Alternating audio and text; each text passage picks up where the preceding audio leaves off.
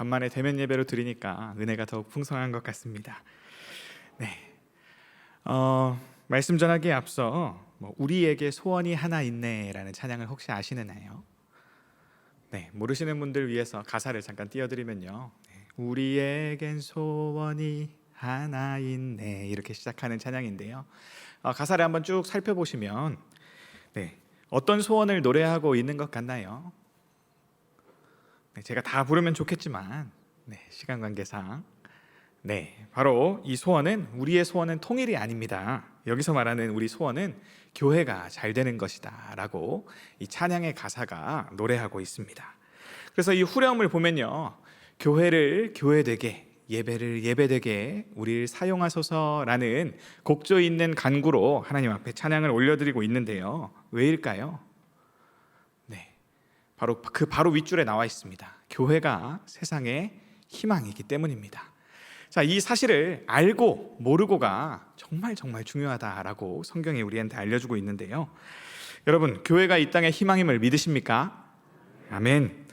오늘 본문은요, 그렇다면 교회가 왜 이 땅의 희망인지 보여줌과 동시에 그 교회가 잘 되기 위해서는 우리가 어떻게 기도하면 되는지에 대해서 우리에게 알려줍니다. 이 사도 바울이 에베소 교회에 편지를 보내고 내가 이렇게 감사합니다, 이렇게 기도합니다 라고 말했던 오늘 이 말씀을 듣고 깨달아서 돌아갈 때에는 우리가 같이 함께 마음을 모아 교회를 교회되게, 예배를 예배되게 하는 일에 우리를 사용하여 주시옵소서 하고 찬양하게 되는 저와 여러분들 되시기를 소망합니다. 그래서 오늘 말씀은 이 에베소 교회에 보낸 편지 그 앞에 나오는 서두의 말씀인데요, 이 편지를 보내면서 사도 바울이 내가 당신들로 인해 너무 감사합니다, 이 편지를 받아볼 수 있는 당신들이 있어서 너무너무 감사합니다, 그리고 또 나는 당신들을 위해서 이렇게 기도하고 있으니 이 편지를 읽으면서 이 뜨거운 마음을 같이 한번 좀 나눴으면 좋겠습니다 라고 말하는 내용입니다. 그래서 이 15절과 16절 말씀을 보시면요, 사도 바울은 자기가 이 편지를 쓰는 과정 가운데 옥에 갇혀 있는 상황입니다. 자기가 옥에 갇혀 있지만 자기가 이전에 잠깐 사역했던 이 에베소 지역에 교회가 부흥하고 있다는 소식을 들었습니다. 이 에베소는요, 지금으로 말하면 터키 지방에 있는 그런 교회입니다. 자, 그 교회들이 부흥하고 있다는 소식을 듣고 그는 하나님께 감사하고 있습니다. 그리고 내가 오늘부터, 그리고 이 편지를 쓰는 이 시점부터, 아니 그 전부터 여러분들을 위해 기도하고 있었다라고 편지를 통해 전하고 있습니다. 여러분들이 바울의 상황에 한번 되어보시면요, 사실 이 편지를 기쁨과 감사로 쓰고는 있다라고 고백하지만 그 마음까지 그럴까요? 여러분들이 옥에 갇혀서 더 이상 사역할 자유를 잃은 몸입니다. 다른 누군가의 그 결정에 따라서 명줄이 좌지우지되는 그런 상황 가운데 놓여 있다라는 이야기죠. 그러나 그는 하나님을 원망하고 있지 않습니다. 그리고요, 그는 자기가 없어도 잘 되고 있는 교회를 보면 사역자로서 솔직히 인간적으로 어떻겠습니까? 조금 배 아플 만도 한데요. 자, 그는 그렇게 시기하지도 않았습니다. 그리스도 예수의 이 복음의 위대함 앞에 더욱더 겸손히 엎드리고 앞으로 이 복음이 더 흥왕해져서 이 땅의 교회들이 더 교회답게 되기를 원한다라고 기도한다 이야기하고 있습니다. 자, 어떻게 이럴 수 있을까요? 사도 바울은요, 교회가 세상의 희망임을 너무너무 잘 알았기 때문입니다. 그래서 그는 교회의 주인 되시는 이 예수 그리스도의 종이 되었노라 라고 성경의 다른 말씀들을 통해 이야기하고 있습니다. 그는 예수님이 그리스도, 곧 나를 구원해 주실 구원자시고, 그렇기 때문에 나를 핏값으로 사셨기 때문에 그분이 내 주님, 내 왕이 되신다고 확실한 고백을 갖고 있었기 때문에 그는 교회가 잘 되는 일이 자신의 일처럼 너무너무 기뻤습니다. 자, 그렇다면 이 무엇이 사도 바울은 처음에 예수님을 그렇게 핍박하던 사람이었는데 하나님을 만나고 나서 그가 180도 바뀐 사람이 되게 하셨을까요? 그것은 오늘 읽지는 않았지만 9절 말씀에 나옵니다. 제가 9절 말씀 한번 읽어보겠습니다. 그 뜻의 비밀을 우리에게 알리신 것이요 그의 기뻐하심을 따라 그리스도 안에서 때가 찬 경륜을 위하여 예정하신 것이니 라고 사도 바울은 이야기합니다. 즉 하나님이 바울을 만나 메시아를 통한 하나님의 구원 계획을 깨닫게 하셨다라는 이야기입니다. 그 신비로운, 우리가 평소에는 알지 못했던 이 하나님의 계획에 대해서 아는 놀라운 일이 일어났다라는 것입니다. 그래서 성경은 아무한테나 하나님이 이것을 알려주는 것이 아니라 이 비밀을 알려주는 자는 곧 하나님의 친구다라고 이야기할 정도입니다. 즉 사도 바울은 이 하나님의 마음을 알게 되었고 하나님과 친구같이 뜻을 통할 수 있는 자가 되었습니다. 그래서 예전에는 이 예수님이 무슨 메시아야 라고 말했지만 내가 너를 이방인의 사도로 세우고 유대인뿐만 아니라 나는 온 세상의 하나님이야 라고 알려주시면서 네가 생각하는 것보다 더 놀라운 계획을 내가 갖고 있단다 라는 이 사실을 알려주자 하나님 앞에서 깨갱하고 엎드리게 되었다라는 이야기입니다. 그래서 그 알게 된 비밀의 내용이 이제 10절 말씀에 나오는데요, 10절 말씀도 제가 한번 읽어보겠습니다. 하늘에 있는 것이나 땅에 있는 것이 다 그리스도 안에서 통일되게 하려 하심이라. 네, 이 예수님 안에서 하늘과 땅이 통일이 되는 놀라운 일이 일어날 것이다 라는 것을 깨닫게 되었답니다. 자, 창세기 1장 말씀을 보면요, 성경을 딱 펴면 처음 나오는 말씀이 세상을 하나님이 만드셨고 그것이 하나님의 보시기에 좋았더라 라고 말씀하셨는데요, 지금 우리 눈에 이 세상이 보기에 좋으십니까? 그렇지 않지요. 그러나 하나님은 이 보기 좋아지지 않은 이 세상을 회복시킬 계획을 갖고 있었다, 그것이 교회를 통해 이루어진다라는 사실을 이 사도 바울에게 미리 알려주셨다라는 내용입니다. 자, 그 내용이 오늘 우리가 읽은 본문 마지막 23절에 나옵니다. 우리 23절 말씀을 함께 읽어보시겠습니다. 교회는 그의 몸이니 만물 안에서 만물을 충만하게 하시는 이의 충만함이니라. 아멘. 네, 너무 장황한 표현이라 잘 와닿지 않으실 수 있는데요, 여러분, 교회가 하나님, 세상을 충만하게 하시는, 만물을 통일하게 하시는 그 하나님의 충만함을 담고 있는 유일한 공간이다라고 이야기합니다. 여러분, 그렇기 때문에 여기 나와 있는 말씀 전하는 자들이 입을 모아서 교회 안에는 구원이 있고 교회 밖에 다른 것에는 구원이 없습니다라고 말하는 겁니다. 여러분, 교회가 예수님의 몸이니 만물 안에서 만물을 충만하게 하시는 하나님이 성령님으로 예수님께 임했던 것처럼 이제는 예수님의 약속대로 성령님이 이 새 성전 되시는 교회 안에 임하게 되었다라고 이야기하고 있는 것입니다. 그래서 여러분들께서 이 교회에 대해서 어떻게 생각하고 계신지는 모르겠지만 최소한 예수님께서는 이 땅에 교회를 이루시기 위해 오셨다라고 말해도 전혀 과언이 아니다라는 이야기를 꼭 기억하셨으면 좋겠습니다. 자, 예수님이 공생의 사역을 통해 남기신 것이 무엇인가요? 우리 눈에 보이는 것들은 사실 다른 것들은 와닿지가 않습니다. 그런데 예수님이 그 사역에 집중하셨던 제자들이 몇 명이었죠? 12명의 제자였습니다. 예수님이 남겨놓으신 것, 그래서 우리 눈으로 볼 수 있는 것, 그 12제자로부터 시작된 제자들의 모임이 곧 교회였습니다. 그리고 예수님께서 이 땅을 떠나가시면서 우리에게 남겨주신 명령, 그것도 무엇이었죠? 너희가 제자를 삼으라 라는 것이었습니다. 즉 예수님은 이 땅에 제자를 남겨놓으시기 위해 오셨다라는 이야기입니다. 여러분, 그 제자가 바로 여러분들이시고요, 그 제자가 바로 교회라는 것입니다. 여러분, 그렇기 때문에 예수님은 교회가 자기 몸이다라고 말씀하고 계십니다. 여러분, 교회가 예수님의 몸입니다. 여러분, 이 교회가 예수님의 몸이라는 이야기는요, 여러분들의 몸을 어떻게 챙기십니까? 네, 별로 소홀하게 여기십니까? 예, 여러분, 그러나 예수님이 정말로 예수님의 사역, 내가 하나님의 아들이고 하나님의 부르심을 받아 귀한 사명을 가지고 온 분이시기 때문에 예수님도 예수님의 몸을 소중히 여기시지 않겠습니까? 자, 비타민도 먹고 몸에 좋다는 거 먹고 뭐 몸에 좋다면 뱀술도 담궈 먹고 그렇게 하는 것처럼 이 예수님도 자기의 몸을 끔찍히 챙기시겠다라는 거예요.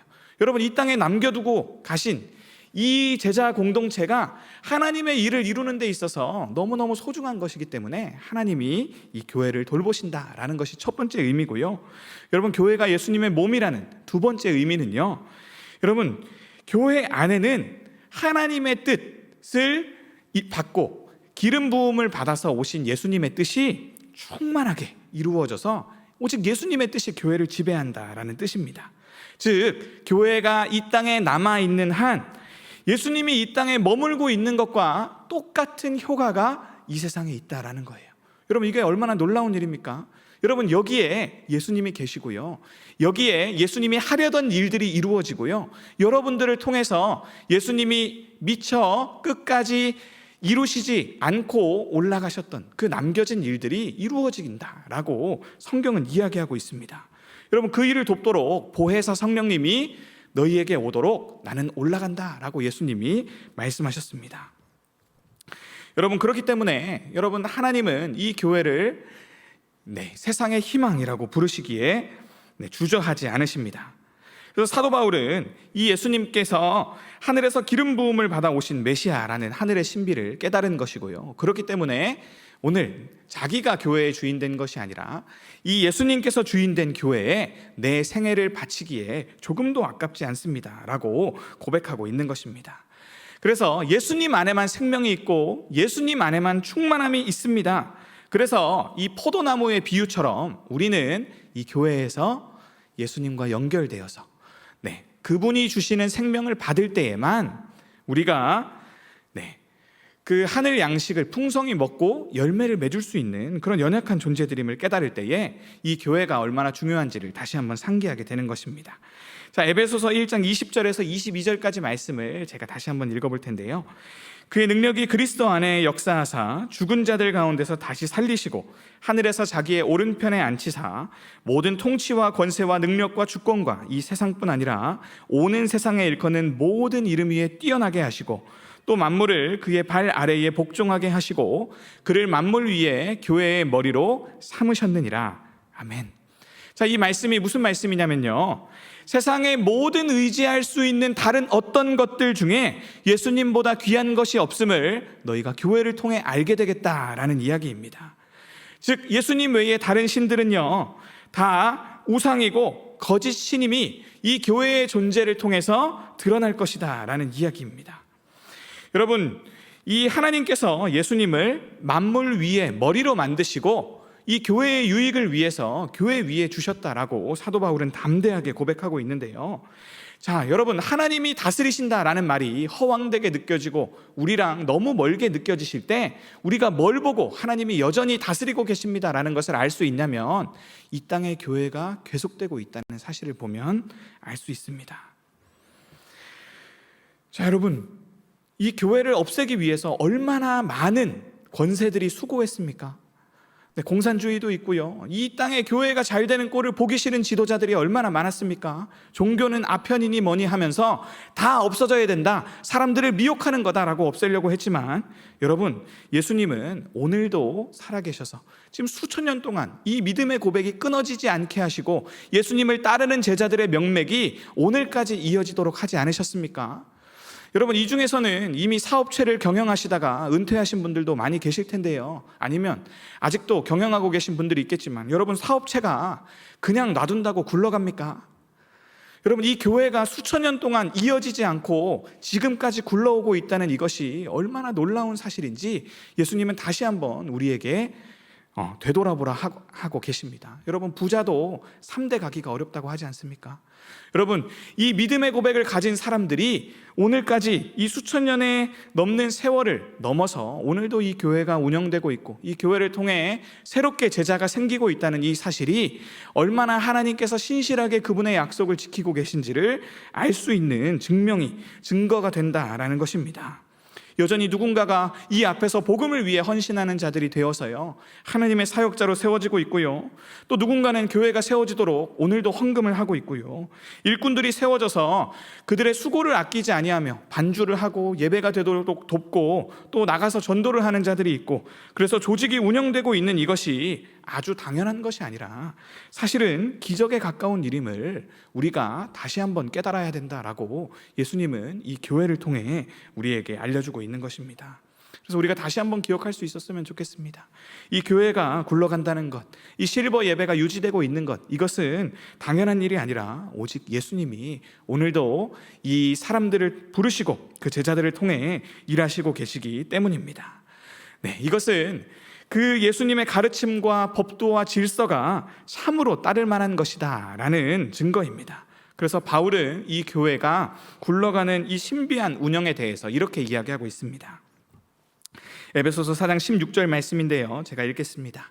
그에게서 그 온몸이 각 마디를 통하여 도움을 받음으로 연결되고 결합되어 각 지체의 분량대로 역사하여 그 몸을 자라게 하여 사랑 안에서 스스로 세우느니라. 자, 스스로 굴러가는 것 같은 이 공동체가 사실은 하나님께 연결되어서 하나님, 이 교회의 머리 대신 예수님이 주인 되어 움직이는 그분의 몸과 같이 사용하고 계시다라는 것입니다. 그래서 하나님은 이런 믿음 위에서 세워진 제자들이 선한 일에 준비되어 쓰이도록 하십니다. 그 선한 일이 바로 사랑입니다. 이 사랑은 곧 율법에 드러나죠. 하나님을 사랑하고 사람을 사랑하는 이것이 얼마나 훌륭한 가르침이고 모두가 따를 만한 가치인지를 교회를 통해서 보여주기를 원하십니다. 그래서 예수님의 뜻대로 모두가 통일되어서 한 뜻으로 나아가는 그 공동체, 그곳에 하나님 나라가 임한다라고 성경은 이야기합니다. 그것이 교회 안에 부어지는 생명입니다. 만물의 충만, 아직 보기 좋은 세상이 오지 않았지만 하나님이 보시기에 좋은 장소가 있으니 그곳이 바로 교회라는 것입니다. 그래서 교회는 구원의 방주고요, 범죄자들이 피할 수 있는 도피성이고요, 종말적인 구원이 시대를 앞서서 먼저 실현되는 곳입니다. 그래서 이 교회는 계속 충만해야 되고요, 앞으로 더 충만해야 하게 되어져야 한다라고 사도 바울은 이야기하고 있습니다. 여러분, 제가 길게 이야기했지만 요약하자면요, 교회는 구원자 예수님께서 만물의 구원을 위해 예비하신 새로운 성전입니다. 그래서 이 교회는요, 뭘 합니까? 복음을 선포해서 하나님 나라를 보여줍니다. 그래서 이 영광된 구속 사역에 참여하지요. 그리고요, 이 교회가 오늘 수천 년의 역사 속에 남아있다는 이 사실만으로도 하늘의 하나님이 그분을 대적하는 모든 원수들의 이름보다 훨씬 더 뛰어난 그러한 왕이 되심을 우리 가운데 확증해 보여줍니다. 그러니 내 삶에 당연한 것 하나도 없었다라는 이 찬양의 가사, 이 모든 것이 은혜입니다라는 이 고백 안에는 교회를 통해 내가 구원받았습니다, 그것은 당연한 일이 아닙니다라는 이 감격에 찬 감사의 고백이 가장 먼저 되어야 함이 옳습니다. 그래서 바울은 그렇기 때문에 최고 복된 삶이 바로 교회를 위한 삶이고, 오늘 교회에 속하게 된 성도들이 교회답게 해달라고 기도하는데요, 자, 우리 역시도 그런 삶을 살게 되기를 소원합니다. 자, 그렇다면 이 교회가 어떻게 교회답게 될 수 있는지에 대해서 또 간단하게 살펴볼 텐데, 바울은 이렇게 기도하면 된다라고 알려줍니다. 우리 17절에서 19절까지 말씀 우리 큰 소리로 한번 읽어보시겠습니다.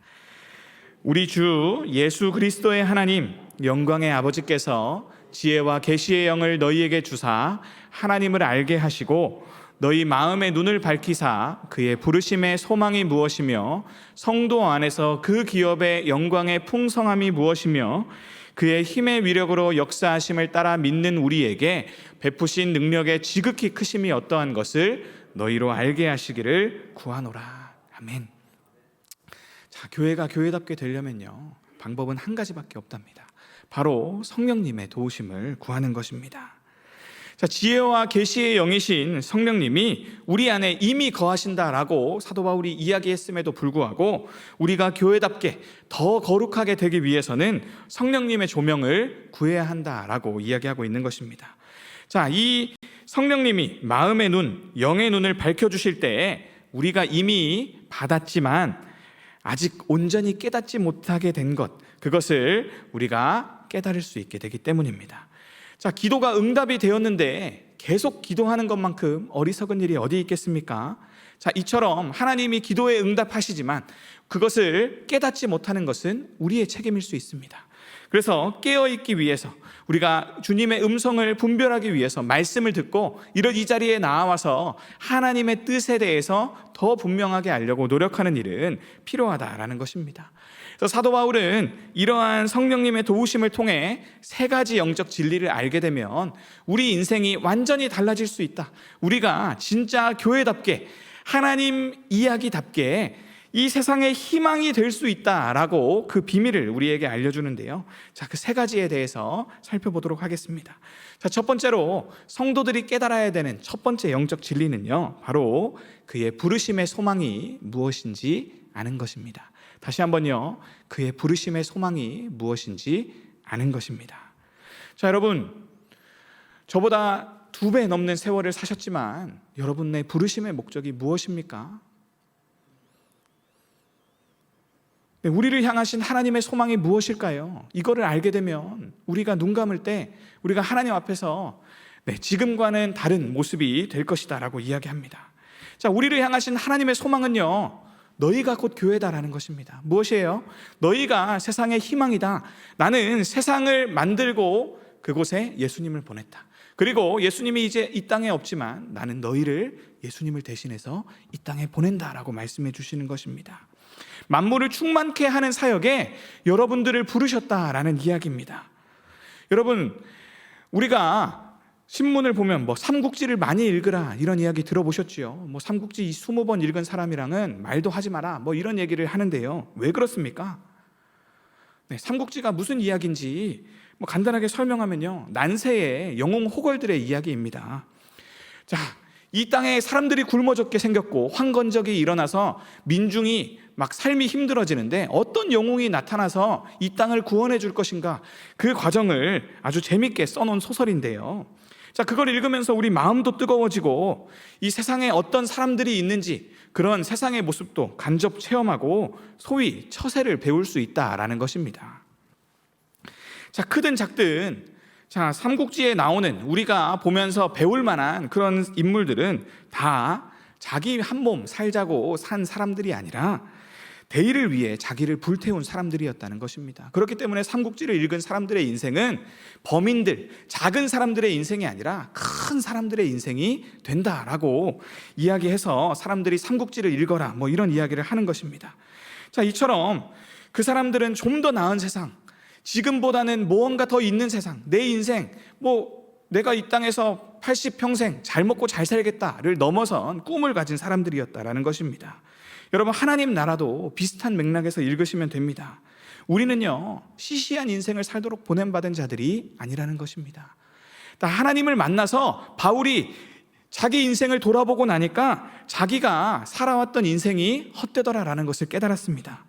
자, 자기를 부르신 하나님은 어떤 하나님이었냐면요, 예수 왕을 보내주신 하나님이었다는 겁니다. 이 세상을 하나님의 방식으로 통일하려는 그 거대한 뜻을 품은 그 하나님을 만나게 되었다라는 것입니다. 그래서 바울은 자신이 이 땅에 드러난 그분의 나라인 이 교회를 위하여 자신의 목숨을 바쳐 헌신할 수 있는 장수가 되었으면 좋겠다, 졸개가 돼도 좋겠다라고 말하고 있는 사람인 것입니다. 그리고 이 사도 바울은 우리에게 당신들도 그러한 존재이니 그와 같이 되라라고 말하는 것입니다. 그래서 예수님도 말씀하시지 않았습니까? 오늘 뭐 먹고 살지, 뭘 입지, 뭘로 즐거워하지, 이것을 고민하는 것은 이방인들이 고민하는 일이다. 그런 사소한 문제로 고민하지 말고 너희는 먼저 그 나라와 그 뜻을 위한 인생을 살라라고 말씀하시지 않습니까?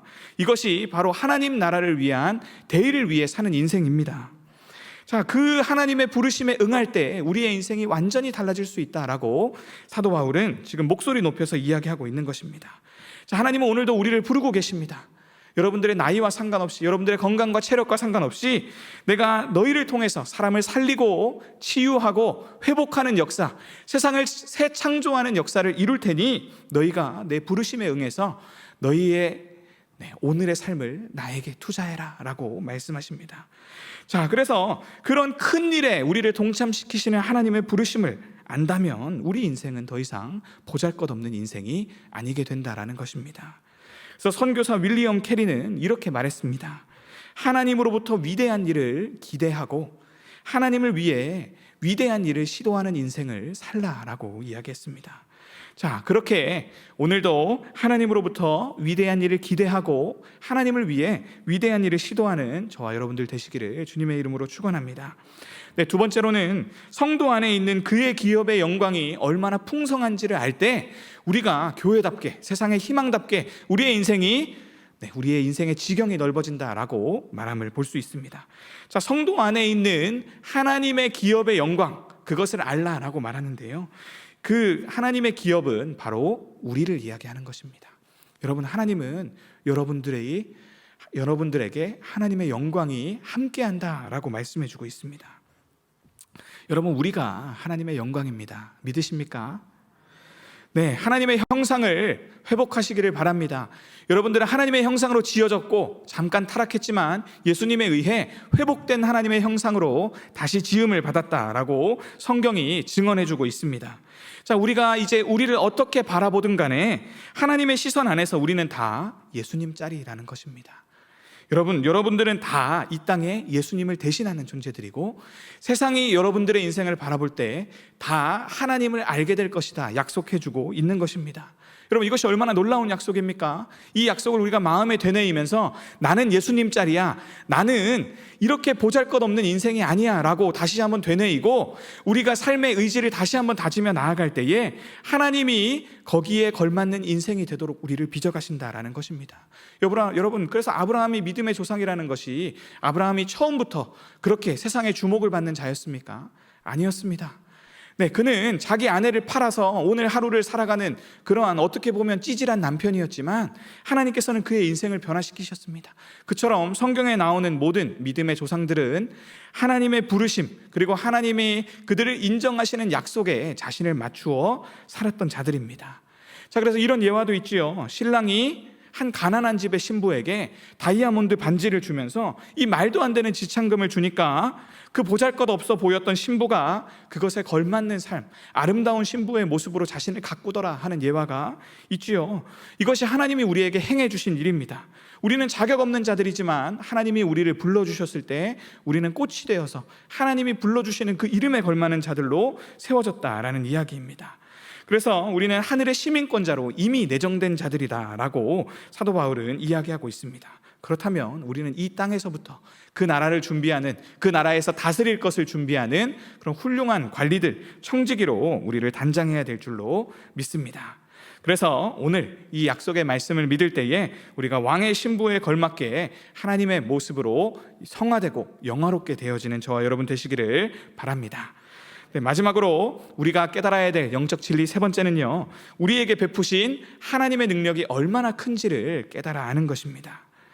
자, 우리에게 베푸신 하나님의 능력, 오늘 우리와 동행하시는 하나님의 얼마나 크신 분이신지, 그분이 전쟁을 다 자기 손에 주고 주무르시는 만군의 왕, 만왕의 주이심을 우리가 깨달을 때에 우리의 인생이 달라질 수 있다는 것입니다. 여러분, 기독교 신앙의 핵심이 바로 부활 신앙입니다. 네, 하나님이 사람이 되셨고 그 예수님이 우리를 위해 하나님이 대신 죽어주셨다라는 것이 하나님의 사랑에 대한 확증이라면요, 이 하나님의 능력이 확증된 사건이 바로 예수님의 부활입니다. 자, 죽음을 내가 완벽하게 정복했다, 이 땅에 너희를 더 이상 협박할 수 있는 것이 더 이상 남아있지 않다라는 것이 바로 부활절에 우리가 기념하는 하나님의 승리입니다. 자, 예수님 외에 다른 누군가가 역사상 부활해가지고 몇천 년이 지난 후에도 영향을 미치고 있다라는 이야기를 들어보신 적이 있습니까? 제가 알기로는 없습니다. 오직 지금 남아있는 그런 분은 예수님 뿐입니다. 자, 만물을 창조하고 통치하시는 이 하나님의 지극히 큰 능력, 그래서 자, 하나님을 죽이고 하나님을 다시 살리시는 이 능력이 오늘 나와 함께함을 믿는다면, 자, 죽음인들 막으리까, 어느 누가 막으리까 라는 그 찬송가의 고백이 우리의 것이 되지 않겠습니까? 그래서 하나님의 능력을 날마다 목도하고 전쟁이 하나님의 손에만 달려있음을 믿는다면요, 우리가 이 땅에서 더 이상 권력에 얽매일 필요도 없고요, 권력자에게 앞에서 그들을 두려워하며 그들의 환심을 사기 위해 더 이상 인생을 낭비하지 않아도 된다라는 것입니다. 그래서 하나님이 명하시는 더 의미 있는 일에 우리 자신을 마음껏 던질 수 있는 그런 담대함, 세상에 더 이상 막을 수 없는 그러한 존재들로 거듭난다라는 것이죠. 그래서 우리가 하나님의 능력이 우리와 함께함을 믿을 때 그분이 사막에 세기를 내실 수 있는 분이고요, 우리 광야 같은 인생에 또 새 강을 내실 수 있는 분임을 믿을 때 우리가 세상을 이길 수 있음을 다시 한번 믿으면서 정말로 세상을 이겨나가는 우리 온천교회의 실버 성도님들 되시기를 바랍니다. 자, 이처럼 우리가 하나님에 대해서 알게 되면요, 교회의 신비한 연합을 아는 자들은 교회가 더 잘 되기를 소망하고 교회를 위해 자신의 남은 여생을 드릴 수 있는 자들이 됩니다. 네, 그런 사람들은 이 사도 바울처럼, 그리고 아브라함 카이퍼라는 사람처럼, 자, 이 땅에 하나님의 주권이 미치지 못하는 곳은 단 한 뼘도 없습니다 라고 말하며 정말로 담대하게 세상을 변화시키며 영향력을 행사하는 그러한 하나님 나라의 회복과 확장을 위해 사는 담대한 자들이 된다라는 것입니다. 그래서 이 땅의 웰빙에 모든 것을 쏟고 나중에 그것들을 남겨놓고 떠나면서 미련과 후회로 눈 감는 보잘것없는 인생 되지 않기를 바랍니다. 하나님을 믿고 그분의 죽음 뒤에 내가 너희를 위해 예비한 더 큰 인생이 있다. 너희가 태어나기 전에는 이 인생에 대해서도 모르지 않았니? 죽어보고 나면 더 큰 인생이 있음을 알게 될 거야 라고 말씀하시는 그분의 크신 계획에 우리를 맡기는 행복한 인생 되시기를 바랍니다. 그래서 우리에게는 교회가 잘 돼서 삼위 하나님의 영광 받으시는 소원이 있다라고 외칠 수 있기를 바랍니다. 그래서 온천교회뿐만 아니라 모든 교회가 우리를 통해 하나님의 충만함을 보여줄 수 있는 교회가 되기를 더 부지런히 기도해야 하겠습니다. 그래서 우리가 올 한 해 표어처럼요, 우리가 하나님을 자랑하고 또 증거하는 행복한 공동체로 더 아름답게 지어져 가길 주님의 이름으로 축원합니다.